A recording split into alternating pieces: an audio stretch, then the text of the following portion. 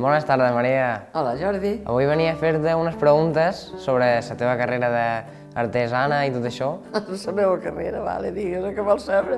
Pues mira, tu que has treballat molt amb roba, teles, i maneges tot això molt bé, ens podries dir com és el teu treball avui en dia? Et diré que estic jubilada. I com que m'agrada molt cosir, m'he dedicat una mica a fer les coses de pagesa, que tant fas vestits com espardenyes, com el que sigui, el que vulguis de puc fer. Sí, doncs mira, les espardenyes, ens podries donar alguns detalls? És una prenda de les més importants del Traca Eivissa. I hem de començar per fer la llata de les soles, hem d'anar a rear pitre, que això no mos agrada gaire, però ho hem de fer, però les espardenyes les fem totes a mà. I en tenim de dona i d'home. I són iguals, les de...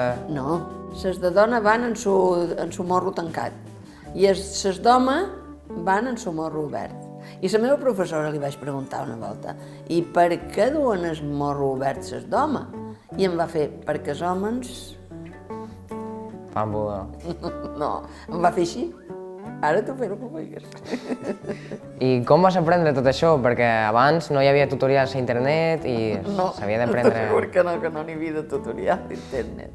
Pues mira, sí, les espardenyes en vaig aprendre el 94, m'apareix que va ser, el 94 o el 95. Només hi havia dues dones que em fessin i vaig pensar que si no aprenia de fer espardenyes s'acabarien. I de tutorials, res. Una Catalineta de Sant Miquel em va ensenyar a fer espardenyes i llavors la roba, molta cosa m'ho va dir sa mamà.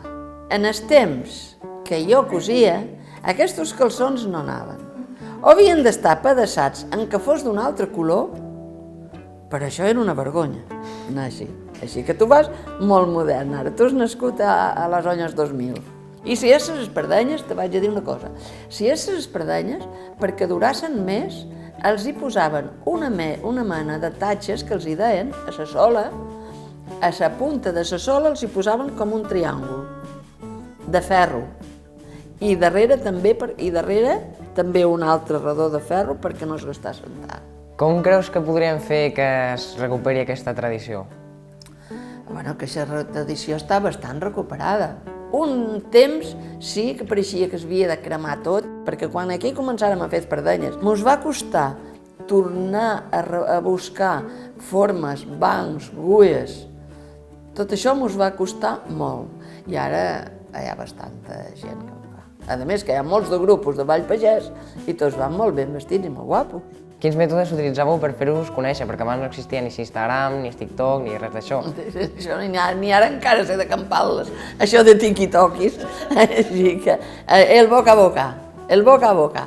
A lo millor, mira, jo sento a contar a sa mamà que la seva mare feia vestits de pagesa i a lo millor es canviaven feina perquè la meva abuela fes el vestit de pagesa i ella li anava a ajudar, que et diré jo, a segar o cuir ametlles.